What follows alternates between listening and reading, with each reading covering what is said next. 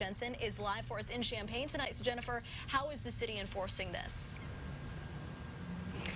Jessica, today code enforcement workers went around the city talking to people about the abatement law. This is one of the viaducts they came to. And it's here where we found a group of people who shared why it's so difficult for them to pick up and move all of their things when they have nowhere else to go.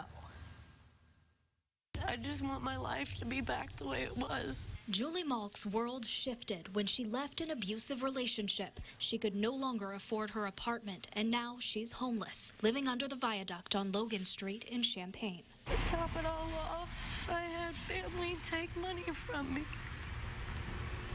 So now the home that I could have gotten, I might not be able to get now. She says thousands of dollars were stolen, leaving her here with just a pillow to sleep on and a cart full of the only things she can call her own. There are many others who set up their belongings under the Champaign viaducts, but the city has noticed a problem. Furniture and garbage is clogging up the sidewalk. It's not just trash. There's bodily fluids, things like that. Needles have been left behind. Those sort of issues have been cropping up as well, so making it more of a public health issue. Compliance manager Tim Spear made his way through the city to tell people about the public nuisance abatement law.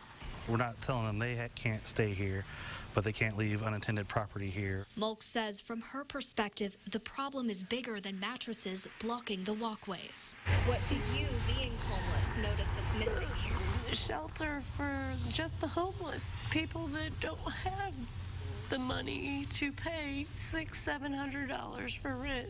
There could be less of an issue if there were a year-round homeless shelter, but that doesn't exist in Champaign.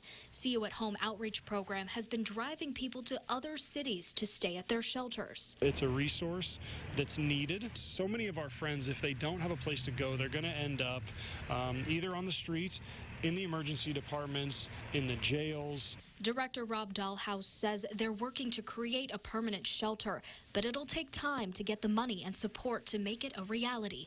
Meanwhile, people like Mulk have to live a reality like this. People would walk by us and say, oh, look at them homeless people. Like, really?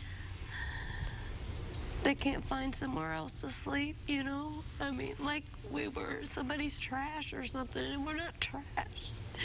We just don't have the same cards that everybody else has dealt. The city told me they're also having an issue with furniture piling up at the viaduct on Springfield Avenue.